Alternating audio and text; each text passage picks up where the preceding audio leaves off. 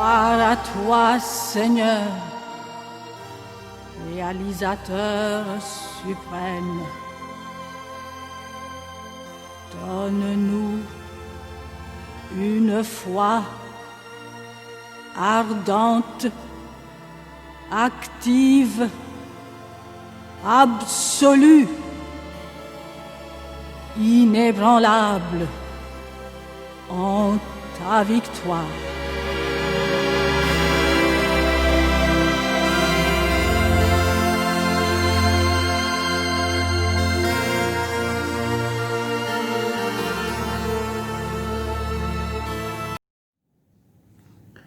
करुणामयी माँ परम प्रभु श्री अरविंद 2021 नूतन वर्ष आम समस्त पाखरे अवगत एवं जितेबले आम यह नूतन वर्ष आम पाखरे उपगत हो सारी आम विशेष प्रार्थनार सहित आज ये आलोचना चक्र को आरंभ करवा। ये वर्षटी आम समस्त आलोकर वर्ष हो, साधनार वर्ष हो, साधनार विभिन्न दिग विदिक को आम स्पर्श करूँ ताही माँ निकट में आम समस्त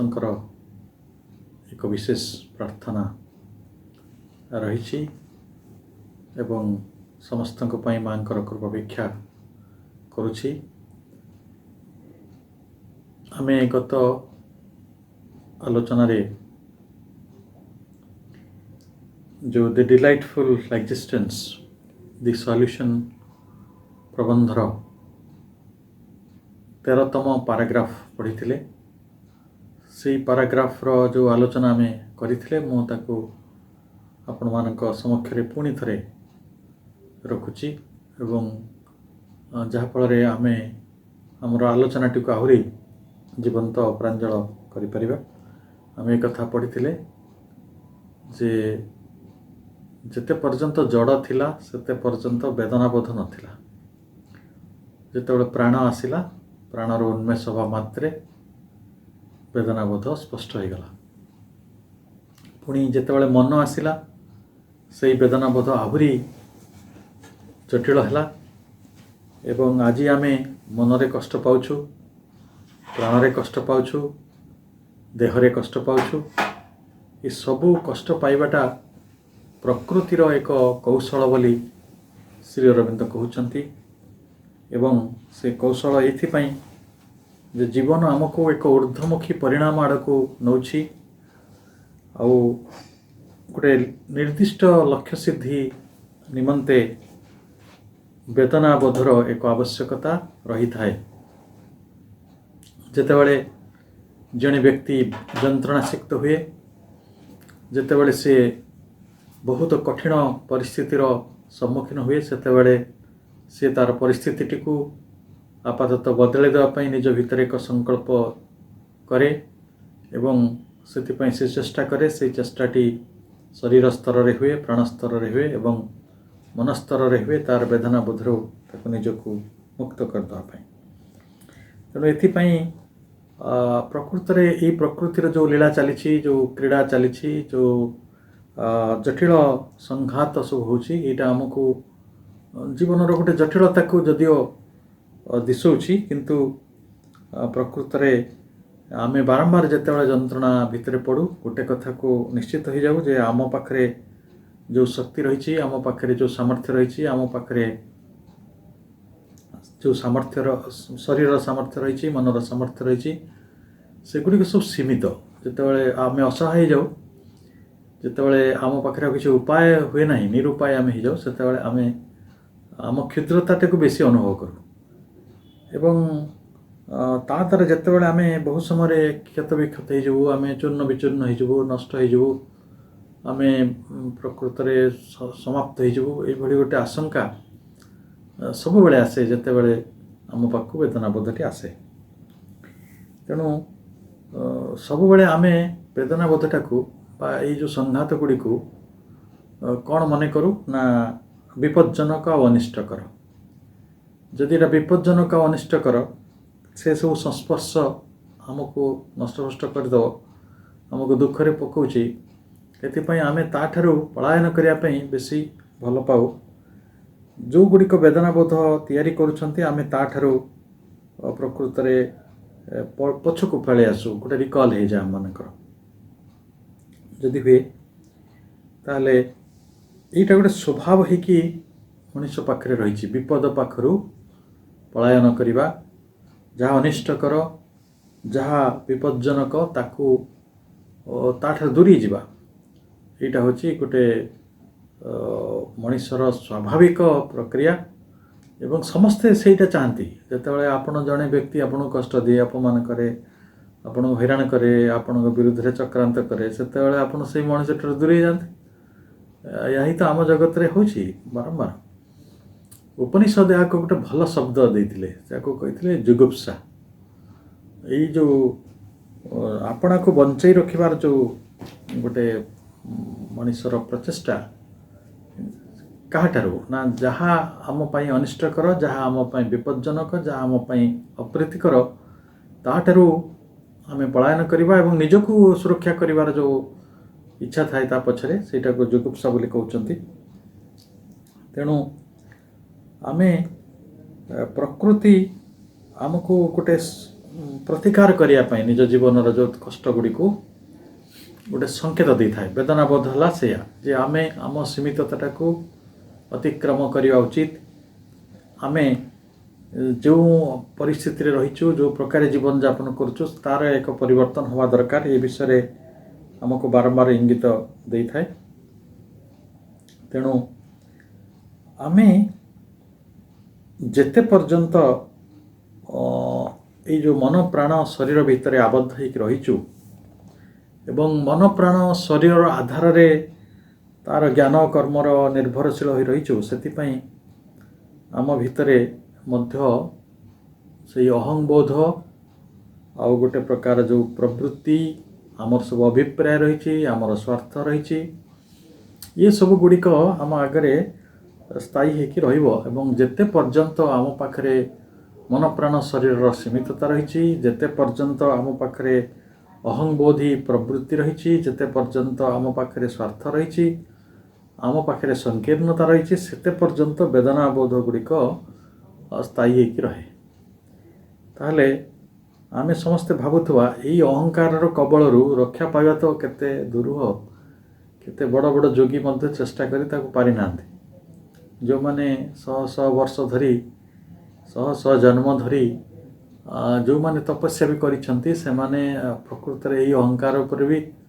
गोटे अधिकार भी पाई नांती विजय हासिल करि पारि नांती। तेणु किंतु श्री अरविंद सेही उपनिषदिक ट्रुथ गुड़ी को नहींकरी पुणी आमको कहिया को चाहूँगी जे जेते पर्यंत आमे अहं विमुक्त होबा को समर्थ नहु सेते पर्यंत जगत लीलार शक्ति सहित आमे संयुक्त होइकी रहूचु एवं प्राकृतिक व्यवस्था रही जमी कहुला प्रकृति एटा गोटे कौशल से वेदनाबोधर जो आवश्यकता रही तार प्रक्रियाटी रही भितर देके आमे गति करथाउ। तेणु आमे जेतेबेले अहं विमुक्त हवा को समर्थ हवा जेतेबेले मुक्त आत्मा हवा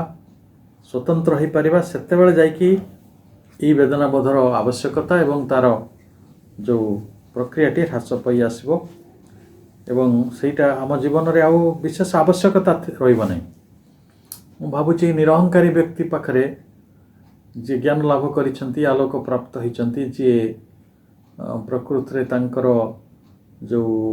विराटत्वटा को जो असीमत्वटा को स्पर्श करि पारुछंती तांको चेतना रे एवं सेही व्यक्ति चेतनाटी तांकर गोटे विश्व चेतना रे परिणत हो पारिछि चेतनार संपूर्ण विस्तृति हिची अहंकार भितर से मुक्त हो सारिछंती सेही भली संस्कार जेतेबेले आम पाखरे आसीबो एवं उच्चतर जीवन गोटे आम जीवन रे प्रतिष्ठा हो आम चेतना उच्चतर हेबो सेतेबेले जाई एई निर्मतर जो अवस्था रही वेदनाबोधर जो आवश्यकता रही विशेष करी आम जीवन रे तार जो प्रक्रिया रही तार जो गोटे प्रकार उपस्थिति रही सेटा भितर आमे निजको मुक्त कर दे पारिबा ताहले ବେଦନାବୋଧର ସମ୍ପୂର୍ଣ୍ଣ ବିଲୋପ ସାଧନ ହେଲେ ଯାଇ ଆମ ଆତ୍ମା ପକ୍ଷରେ ଜଡ଼ ଅଧୀନତା ଓ ମନର ଅହଂସଙ୍କୁଚିତ ସୀମାଗୁଡ଼ିକ ଉପରେ ଆପଣାର ବିଧି ନିର୍ଦ୍ଦିଷ୍ଟ ବିଜୟ ଲାଭ କରିବା ସମ୍ଭବ ହୋଇପାରିବ। ତେଣୁ ଆମେ ଆମ ପାଖରେ ଯେଉଁ ଜଡ଼ତ୍ୱ ରହିଛି, ଜଡ଼ତ୍ୱର ଆମେ ଅଧୀନ ହୋଇପଡ଼ୁ ଏବଂ ମନ ଅହଂଗ୍ରସ୍ତ ହେବା କାରଣରୁ ମନ ତାର ଚାରିକଡ଼େ ଅନେକ ସୀମା ତିଆରି କରେ। ତେଣୁ ବେଦନାବୋଧର ଏହି ବିଲୋପ ନ ହେବା ପର୍ଯ୍ୟନ୍ତ ଆମେ ଏହି କଥା ଗୁଡ଼ିକ ଭଲ ଭାବରେ ବୁଝିବା ପ୍ରକୃତରେ ଜଟିଳ ପ୍ରକ୍ରିୟା। ତେବେ ଆମେ ଆଜିର ଯେଉଁ ନୂତନ ଆଲୋଚନା 14ତମ ପାରାଗ୍ରାଫକୁ ବର୍ତ୍ତମାନ ଆମେ ପ୍ରବେଶ କରୁଛନ୍ତି। ଏଭଳି କୁହାଯାଉଛି, this elimination is possible because pain and pleasure themselves are current। ଜୀବନରୁ ଏଇ ଯେଉଁ ବେଦନା ବୋଧଟାକୁ ହଟାଇବା ପାଇଁ ଯେଭଳି ଆମକୁ କୁହାଗଲା ଅହଙ୍କାରକୁ ବିଲୁପ୍ତ କରିବା, ତାକୁ ହ୍ରାସ କରିବା, କମେଇବା, ସେଇଟା ସେଇ ଯେଉଁ ଏଲିମିନେସନଟା ସମ୍ଭବ, ଇଜ୍ ପସିବଲ୍। କାରଣ ଆମକୁ ବହୁତ କଥା ବୁଝିବାକୁ ପଡ଼ିବ। ଯେତେ ପର୍ଯ୍ୟନ୍ତ ଆମେ ବୁଝିନାହୁଁ, ସେ ଜ୍ଞାନର ସେଇ ସ୍ପର୍ଶ ଲାଭ କରିପାରିନାହୁଁ ଦିବ୍ୟ ଜ୍ଞାନର, ସେ ପର୍ଯ୍ୟନ୍ତ ବେଦନାବୋଧ ଆଉ ପ୍ରକୃତିରେ ଏହି କୌଶଳ ଦ୍ୱାରା ଆମେ ଆଚ୍ଛନ୍ନ ହେଇକି ଥିବା। ତେବେ ଏଠି କୁହାଯାଉଛି ଯେ ଆମକୁ ବୁଝିବାକୁ ପଡ଼ିବ ଯେ pain and pleasure themselves are currents. Current କେଉଁଠି ଥାଏ? ସମୁଦ୍ରରେ ଥାଏ, ଜଳର ଭଁରୀରେ ଥାଏ। କରେଣ୍ଟ ପ୍ରବାହିତ ଯାହା ହୁଏ, ସ୍ରୋତ, ଗୋଟେ ଆପଣ ବିଦ୍ୟୁତ ତାରରେ କରେଣ୍ଟ ଥାଏ। ତେଣୁ କରେଣ୍ଟ କହିଲେ ଏଠି ସ୍ରୋତର ପ୍ରବାହ। ତାହେଲେ pain and pleasure themselves are current. ଆମେ ଯେଉଁଟାକୁ ସୁଖ ଦୁଃଖ କହୁଛୁ, ସେ ସୁଖ ଦୁଃଖଟା ପ୍ରକୃତରେ ଦୁଇଟି ସ୍ରୋତ ପ୍ରବାହ। ସେଥିରେ ପୂର୍ଣ୍ଣ ବର୍ଣ୍ଣନା କରୁଛନ୍ତି, ୱାନ୍ ଇମ୍ପରଫେକ୍ଟ, ଗୋଟେ ସେଥିରୁ ଇଏ ଅପୂର୍ଣ୍ଣ, କେଉଁଟା ଦୁଃଖଟା, ପେନ୍ଟା ଅପୂର୍ଣ୍ଣ, ଆଣ୍ଡ ଅଦର ପରଭର୍ସ, ଏବଂ ଆମେ ଯେଉଁଟାକୁ ସୁଖ ବୋଲି କହୁଛୁ ସେଇଟା ବିକାରଗ୍ରସ୍ତ। ଦେଖନ୍ତୁ, ଜଣେ ଲୋକ ଏଇ ନୂଆ ବର୍ଷ ଗଲା, ଲୋକେ ସବୁ ଖୁବ୍ ଉତ୍ସବ କଲେ, କିଏ ଡିଜେ ବଜେଇକି ନାଚିଲା, କିଏ ମଦ ପିଇଲା, କିଏ ପିକନିକ୍ କଲା। ସେଇ ଯେଉଁ ସୁଖ ଗୁଡ଼ାକ ସାଙ୍ଗସାଥି ମେଳାରେ ହୋ ହବା, ସେଇଟା ପରଭର୍ସ କି ନାହିଁ, ଏଇଟା ତ ବୁଝି ହେଉଛି ନା ନାହିଁ, ଏକଦମ ପରଭର୍ସ। ସେଇଟା ଗୋଟେ ବିକୃତ, ବିକାରଗ୍ରସ୍ତ।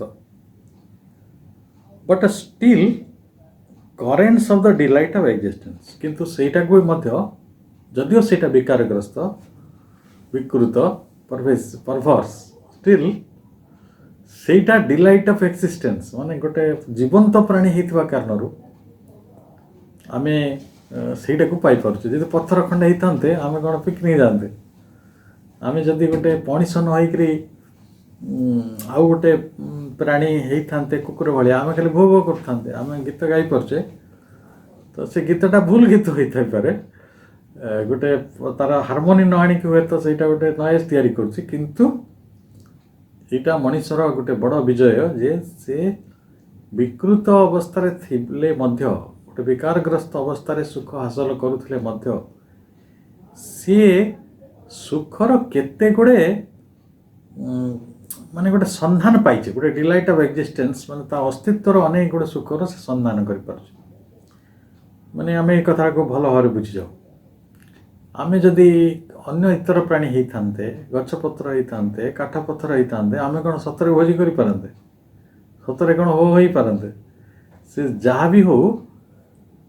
ଆମେ ଯେତେ ଭୁଲ କରିକି ଆନନ୍ଦ ଲାଭ କରୁନା କାହିଁକି, ଯେତେ ବିକାରଗ୍ରସ୍ତ ଅବସ୍ଥାରେ ଆମ ସୁଖଟି ଥାଉ ନା କାହିଁକି, ସେଇଟା ଗୋଟେ ସୁଖର ଗୋଟେ ପରିଭାଷା, ଗୋଟେ ପ୍ରକାର ଅବସ୍ଥା। ସିଧା କଥା, ଗୋଟିଏ ପ୍ରକାର ଅବସ୍ଥା। The reason for this imperfection and perversion is the self-division of the being in his consciousness। ତାହେଲେ ଆମେ ସମସ୍ତେ এই ପ୍ରଶ୍ନ ପଚାରି ପାରିବା ଯେ କାହିଁକି ଆମର ସୁଖର ପ୍ରବାହ, ଦୁଃଖର ପ୍ରବାହ ଏଗୁଡ଼ିକ ଇମ୍ପରଫେକ୍ଟ ହେଇକି ରହିଛନ୍ତି, बा सेटा परभर्सन कहले से विकृतिर बा विकार कहीं से अधीन होकर रही वी कैन आस्क से कहते कारण दौरान द रीजन द कारण हूँ for this imperfection and this perversion is the self division of the being in his consciousness आम चेतना रे आत्म विखंडन सेल्फ डिविजन प्रकृत में यही जो सेल्फ डिविजन यही कॉन्सेप्ट रे श्री अरविंदर सबुठारु बड़ दर्शन जो बड़ संगुप्त कथा से संगति जरा को आम हार्मोनी कहूँ सेटा ही निहित रही हार्मोनीटा केते बेला हम आमे बोधे भावुचु जड़े व्यक्ति एक्स हो आउ जड़े व्यक्ति वाई होकर आसो सी सब एक्स वाई जेड सब मिसिक गोटे संगति स्थापन करेंगे सेमती हेनी चेतनार स्तर रे ज्ञानर स्तर रे से संगति हो आपणकर फिजिकल यूनिट गुड़िक किसी कम देवनी आप परिवार गोटा कौन गोटे फिजिकल यूनिट किंतु सेठी से यूनिटा प्रकृत में कम दौर कि दौना कहीं दौनी ना आमे एबे भी आत्म विघटनर बा आत्म विखंडनर प्रक्रिया भितर रहीचु आमको एबे भी बुझिबा बाकी अछि जे जड़ और चेतन समस्त ब्रह्म अटंती एवं खाली सेतिक नुहे आमे जो अलग अलग रूप रे ए जगत रे बुलुचु जते फॉर्म्स अछि ये फॉर्म्स होछि तांकर मैनिफेस्टेशन तांकर अभिव्यक्ति से ब्रह्मंकर अर्थात आम समस्ते ब्रह्म उपादान रे तैयारी एवं आम समस्ते ब्रह्मंकर अस्तित्व तो सही कथाटा बुझाटा केते डेरी हबो किए जाने आमे तो निजको केते बाटरे भाग करूछु किए कहूँ मो हिंदू किए कहूँ मो ब्राह्मण किए कहूँ मो जड़े ओडिया लोक किए जड़े कहूँ केते प्रकार वी डिवाइड आवरसेल्फ तेणु यहाँ कह जाए सेल्फ डिविजन निजको भाग करने फल आम कौन करूँ ना अन्य ठारू निजको पृथक मन कर भावना तैयारी हुए आईटा है अहंगर गोटे बहुत बड़ काम जोटा जुग जुग धरी अहंकार आमको से बाटरे तार जो लीला रे तार जो माया रे से आमको नहीं जाऊँ से कथा आगे जाए कहते जे तो सल्ट आम आम बीइंग भितर आम सत्ता भितर जिते बड़े आम चेतना भितर ये सेल्फ डिविजन गुड़िक बारंबार हो जाऊँगी सी अलगा मु अलगा सी शत्रु ये मित्र सी है बंधु यहाँ बंधु ये नाना प्रकार तो हम स्वाभाविक आम देखुचु सतरे ये जगत रे जड़े भल पाइला आउ जड़े बाड़ी धरी गोड़ तो आपड़ जानवे कि से ब्रह्मटा आमको गोड़ बोली आपड़ तो प्रथम से ही कन्फ्यूजन पड़ जाए ब्रह्म मत कहीं गोड़ेला स्वाभाविक हम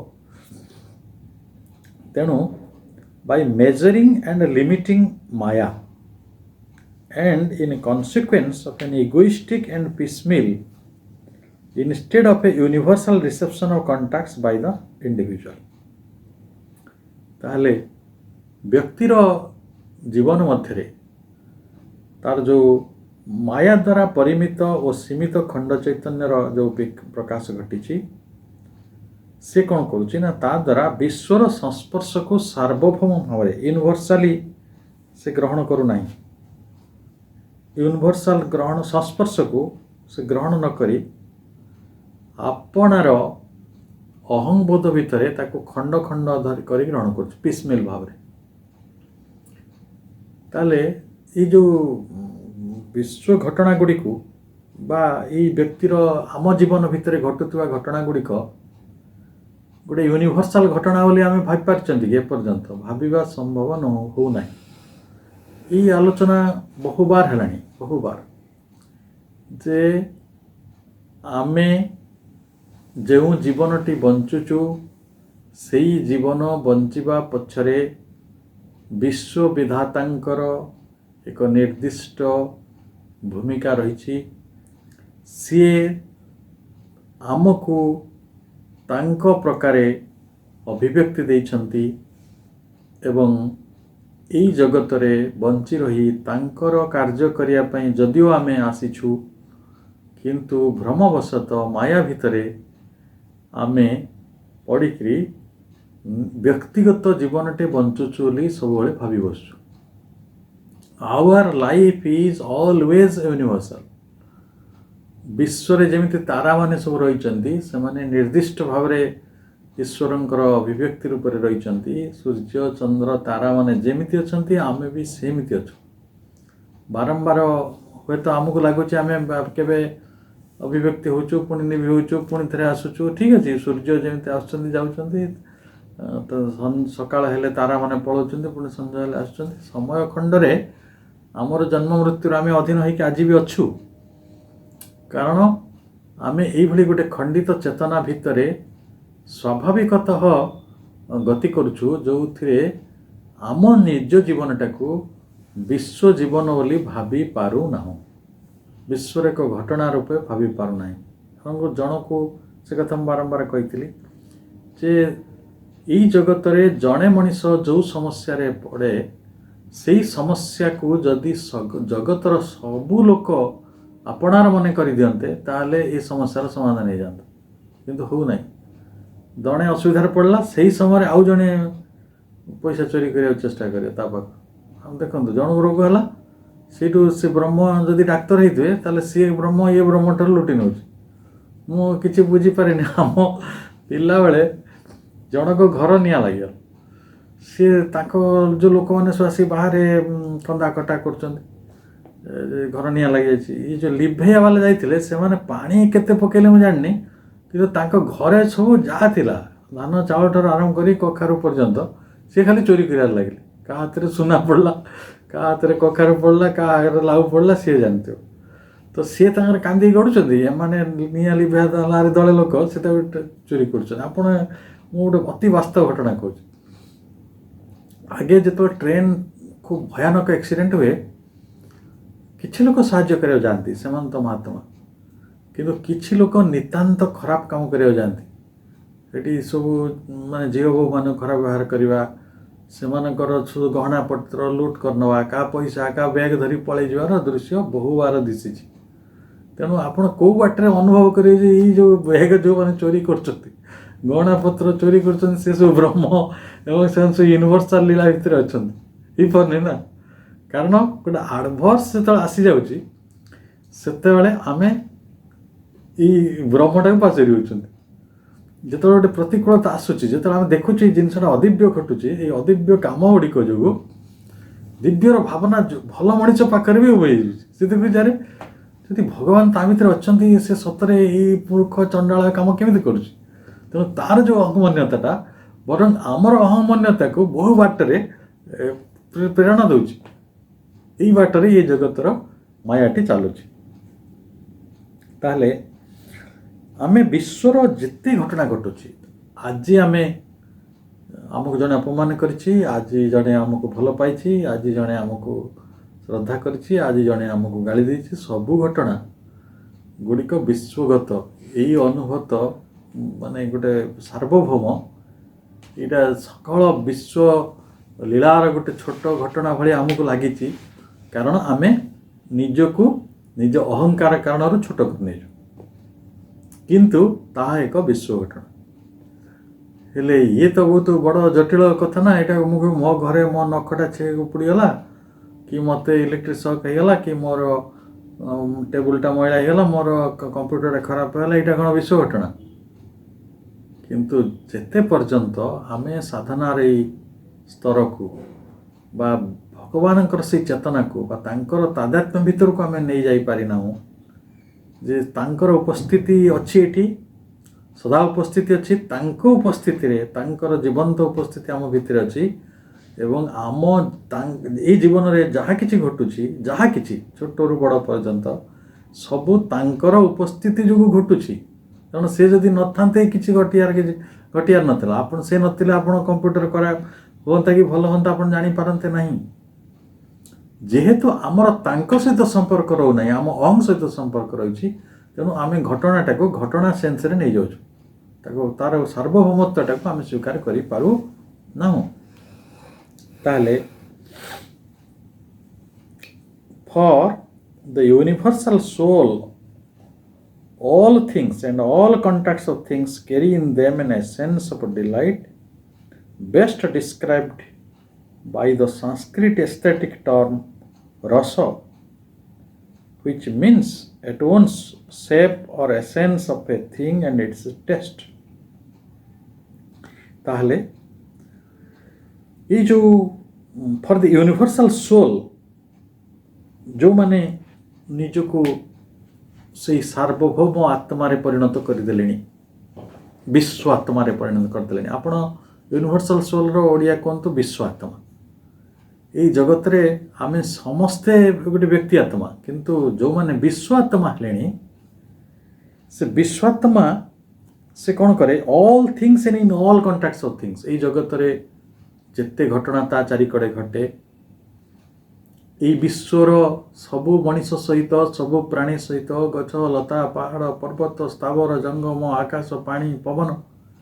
तार जो मान सहित संपर्क हुए संस्पर्श हुए कॉन्टैक्ट्स आसे से कौन करती ना carry in them an essence of delight समस्त भितरे से आनंदर गोटे तत्व को कैरी करती पाई जाते केमिति पाइबे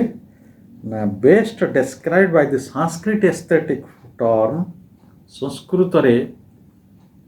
गोटे एस्थेटिक सौंदर्य अनुभूतिर सौंदर्यानुभूतिर एस्थेटिक कहले सौंदर्यानुभूति जोटा सौंदर्य को रिलेटेड एस्थेटिक्स तो से भली गोटे सौंदर्यात्मक टर्म जोटा गोटे पद है रस आमे शास्त्र 9 प्रकार रसर कथा कही किंतु आमे से नवधा रस भीतर को जाऊनु आमे खाली एति कथा कहिया चाहूँ जे सबू कथार एक आनंद अच्छी अच्छा यही कथाटा कण आम जाणीनु आम बारंबार दाबी करूँ जगत रे आनंद थिबारु आमे बंची रहको चाहूँ मत जगत रे कम लोक थे जो मैंने मरिया चाहते से माने कष्ट रे आउ तांको अहंगम्यतार तांकर असहायतार एपरी गोटे सीमार पहुँची जो मैंने सब मरिया चाहते ना कथा छाड़ी दिखाँ किंतु मुख्यतः यदि आप बहु 99.99 भाग लोक देखिए समस्ते यही जगत रे स्थायी भाव में बंचा चाहती कहीं बंचा चाहती ना आमे जदियो आमर जो यूनिवर्सल सोल को आमे गोटे पर्सनल सोल सेल्फ बोली भाविछु तथापि भी आमको आनंदटी विकृत रूप में मिली इम्परफेक्ट आउ परभर्स किंतु से इम्परफेक्ट परभर्सटा कौटू आसला ना आम क्षुद्र अहमन्यता कारण आसी जो क्षुद्र अहमन्यता चलीज आम विश्व आत्मार परिणत हवा ताले विश्वर आनंद रस सहित आमर घनिष्ठ परिचय हो तो वर्तमान आम रसर से जो एस्थेटिक टर्म सहित निजको परिचित कले वर्तमान से रस संपर्क रे आउरी श्री अरविंदर जो इलाबोरेशन तार जो आउरी डिटेलिंग से करुछंती आउरी ताको प्रांजल भाव में व्याख्या करुछंती बुझौछंती आमे से विषय वर्तमान अध्ययन करिया से कहउछंती it is because we do not seek the essence of the things in its contact with us कौन विश्वर कहीं ना कहीं विश्वर किछि ना किछि आम संस्पर्श रे आसीबो आपण जदि कहबे जे मो घर भितर कबाट केलिकी बसिबी तथापि भी विश्व आपण सहित संस्पर्श लाभ करिवो कारण पानी पवन आलोक याकु तो छाड़ी के आपण रही परिबेनी ना अन्न वस्त्र बिना रही पारे कि जिते आप से भाई रोचे ठीक अच्छे वस्त्र को माइनस कर दिखाँ आपड़ जा जंगल भितर you will remain without dresses जमी आम ऋषि मैंने सब रोते किंतु सूर्य दरकार पड़े आकाश दरकार पड़ो जह्न दरकार पड़ो पानी दरकार पड़ो पवन दरकार पड़ो अर्थात सेटा वस्तु रूप में हो कि व्यक्ति रूप में हो परिस्थिति रूप में रो घटना रूप में रो आपणकर आवेग रूप में हो कि कौन सी भी रूप में जो विश्व आपण को स्पर्श करे सेते बेले आमे कौन करूँ तार एसेंस ऑफ थिंग्स टाको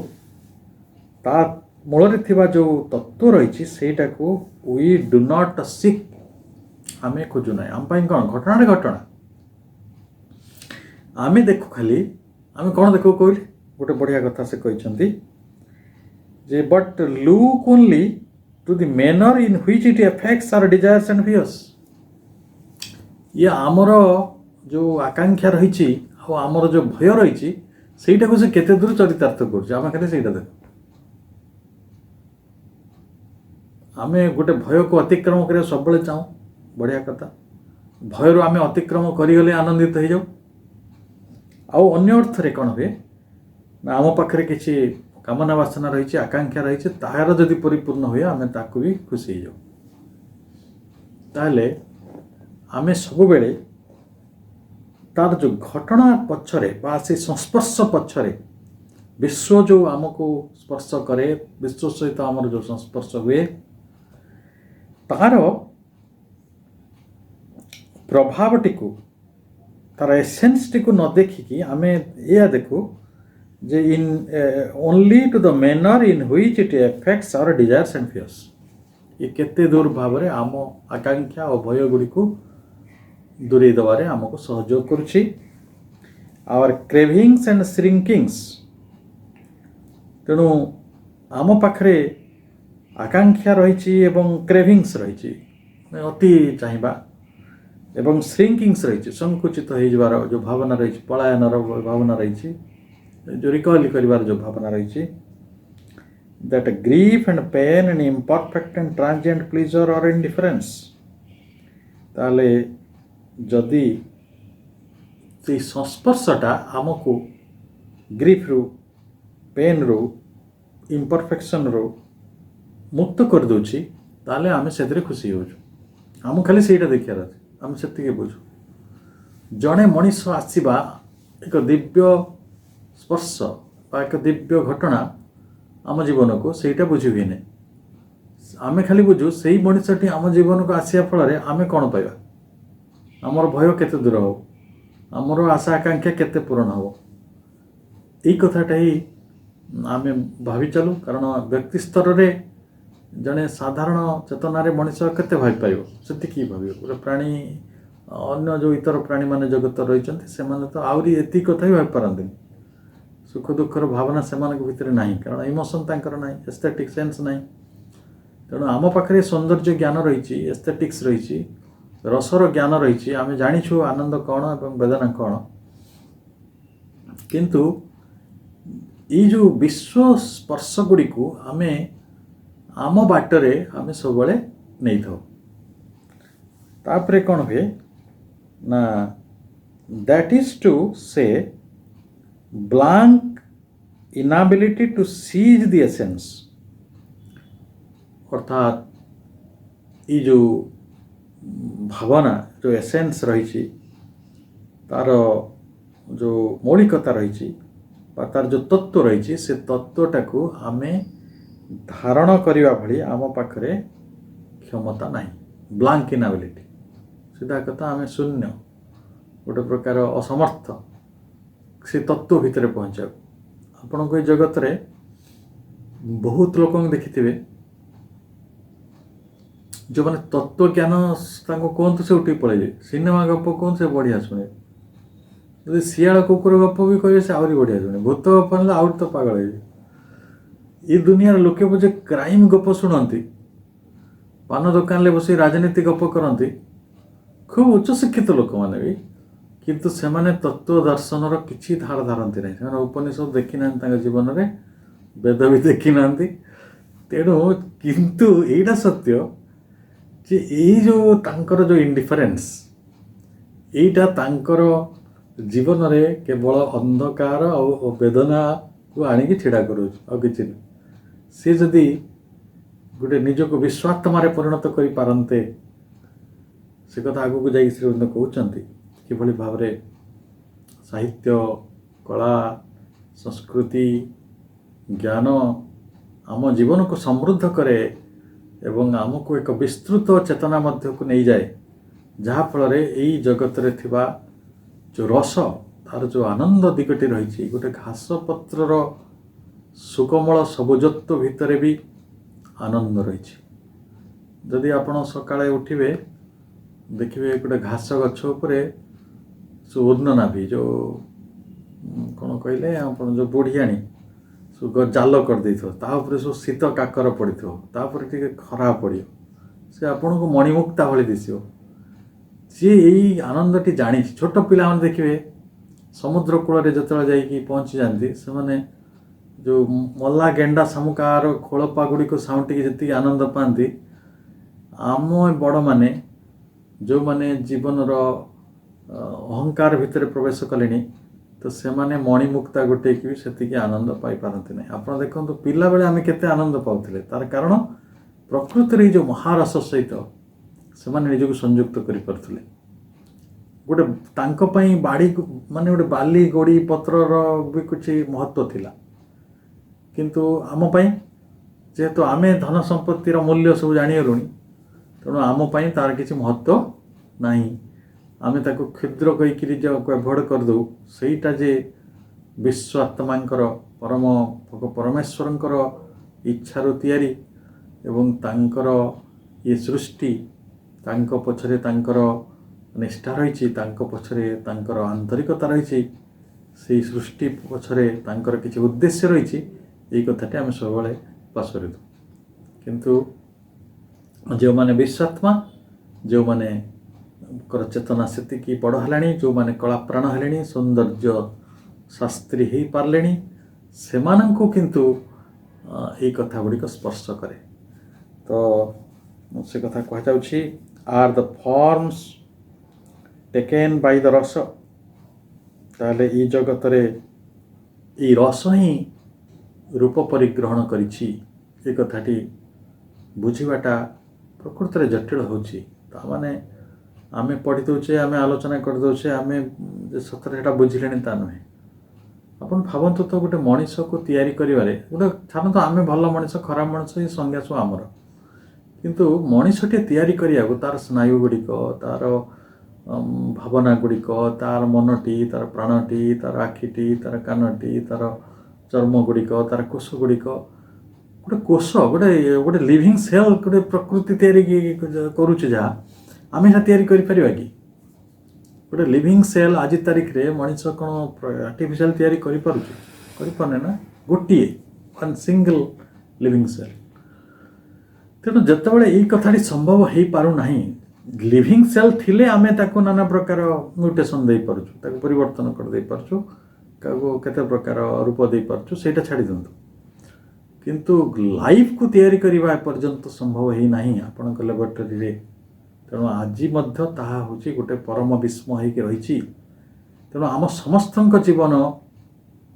ଆମ ସମସ୍ତଙ୍କର ଯେଉଁ ରୂପ, ଆମ ସମସ୍ତଙ୍କ ଭିତରେ ଥିବା ସ୍ଥାପତ୍ୟ, ଆମ ଭିତରେ ଖଞ୍ଜା ଯାଇଥିବା ସବୁ ଅଙ୍ଗ ପ୍ରତ୍ୟଙ୍ଗ, ଇଏ ସବୁ ପରମ ବିସ୍ମୟର କଥା ଏବଂ ତାର କିଛି ମୂଲ୍ୟ ନାହିଁ, ଅମୂଲ୍ୟ। ତେଣୁ ଏଭଳି ଗୋଟେ ଅମୂଲ୍ୟ ଯେ ଉପସ୍ଥିତି ଆମ ଭିତରେ ଅଛି, ଏଇ କଥାଟି ଯେତେବେଳେ ଆମର ଅନ୍ୟମାନଙ୍କ ସହିତ ସଂସ୍ପର୍ଶ ହୁଏ, ଆମେ ଜାଣିପାରୁ ନାହିଁ। If we could be really entirely disinterested in mind and heart and impose that detachment on the nervous being, the progressive elimination of these imperfect and perverse forms of rasa would be possible, and the true essential test of the inalienable delight of existence in all its variations would be within our reach. आमे समस्ते जदि गोटे disinterested in mind, मन भितर कामना रहित मन